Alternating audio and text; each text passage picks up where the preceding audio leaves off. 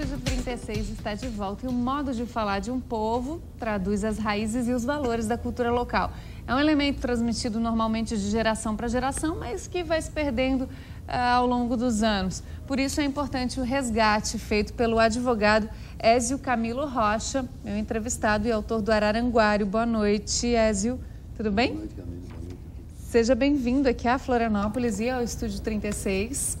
Como é que surgiu a ideia de fazer o Araranguário? Tu conheces outros dicionários como esse? A gente tem, né? Tem, inclusive aqui em Florianópolis mesmo tem também. A ideia surgiu o seguinte, esses jargões começaram a ser colecionados em Araranguá há muitos anos atrás. Nós começamos arquivando em listinhas esses nomes, esses jargões, esses verbetes. É que acontecia o seguinte, antigamente, né, num passado até um pouco recente, existia uma diferença de classe social muito grande entre os moradores de um bairro e os moradores do centro da cidade. A turma da praça, como nós chamávamos. Que era o pessoal do centro. O pessoal do centro da cidade. O pessoal do centro, com poder aquisitivo maior, se trajava melhor e estudava mais e também falava melhor do que o pessoal do bairro. E quando nós saíamos lá da periferia, lá do bairro, que vínhamos para a praça, para o centro da cidade, esse pessoal achava engraçado a maneira que a gente falava. O pessoal do bairro, pessoal pessoas mais simples, pessoal mais... Então essas pessoas da praça começaram a anotar essas expressões que nós falávamos lá. E com o tempo, no decorrer do tempo, essas listinhas começaram a percorrer, mas apenas o jargão, né, ou o verbete, né? Só o que era falado mesmo. O que era falado. Então, de um tempo, aí há uns anos atrás, em conversa, eu e o Alexandre Rocha, que é atual secretário de Educação em Araranguá, e o Ricardo Greck, que é o editor de um jornal local, um jornal cultural, que circula quinzenalmente na cidade, tivemos a ideia, então, de formar um dicionário. Então, começamos a discutir a ideia, se seria o araranguês, se seria um jargonário, e aí surgiu a ideia do Araranguário. E começamos a publicar esses jargões, né, essas expressões, em cada edição, né, publicávamos lá 1, 2, 3 jargões, dependendo do que se tinha aprontado. E ficamos aí em torno de uns 3 anos publicando esses jargões. Depois disso, foi que surgiu a ideia de fazer o livro. Né? Agora, explicar o que significa, tudo bem, né? Vocês sabem, vocês falam, mas fostes atrás da origem também, né? Sim, sim. E como é que tu conseguiste chegar à origem de algumas dessas expressões? Muitos eu conhecia, mas outros eu tive que buscar, né? Tive que procurar, né, com pessoas mais velhas, né? Pessoas mais idosas, pessoas que conhecem melhor o idioma também, professores de português, né? Tu sabes qual dessas expressões, qual desses jargões te deu mais trabalho?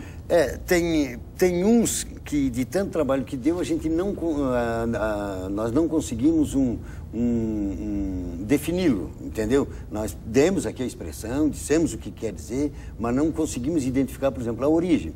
Eu vou te dar um exemplo de um deles. Existe uma palavra lá que é mandurico.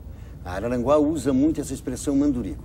Mandurico quer dizer o jeca, o grosso, matuto, o mal vestido, aquele que se traja mal, né? Por exemplo, aquele cantor, o Falcão, não tem que ser, ele para nós lá seria um mandurico. Né? Seria o jeca, seria o mal vestido. Só que eu sei que essa palavra se usa muito em Araranguá. Se tu saíres de Araranguá e vires para Criciúma, Tubarão, tanto aqui em Florianópolis, eu já não vejo Nunca tinha ouvido falar. O pessoal não conhece.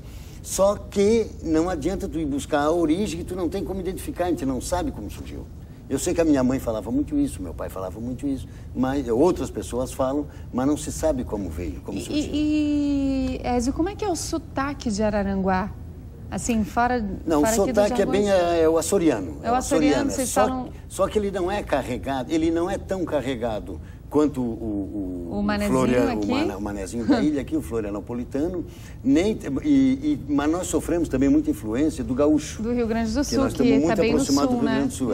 Então, o gaúcho também, nós temos também um pouco do sotaque, um pouco parecido com o gaúcho. Mas nós estamos no meio dos dois. Então Sabe que eu tenho uma prima, hoje ela não é tão pequena, mas há muitos anos, quando ela era criança, minha família também é lá do sul do estado, E criança, né, a gente vinha de Florianópolis para visitar, eu e outras primas, e ela um dia perguntou assim, mas por que a Camila fala porta?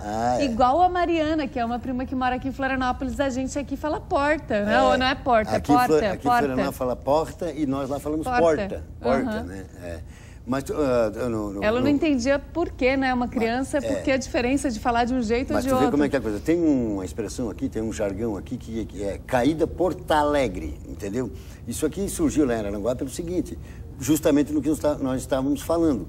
Uma pessoa saiu de Araranguá e foi morar em Porto Alegre, ficou lá em torno de uns 6 meses, e quando retornou para Araranguá, voltou com o cacuete, com os trejeitos no andar e o cacuete no falar do gauchês lá, do gaúcho.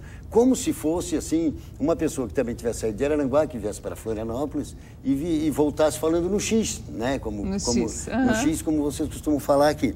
E lá, esta pessoa começou a carregar muito, né? E o pessoal começou a pegar no pé, falando gaúcho, Aí, quando outras pessoas também começavam a se destacar falando dessa maneira ou parecido, eles começavam a dizer, estás com caída Porto Alegre, estás com caída Porto Alegre. E foi pegando, são coisas que pegaram, são assim que surgem os jargões, que surgem essas expressões, né?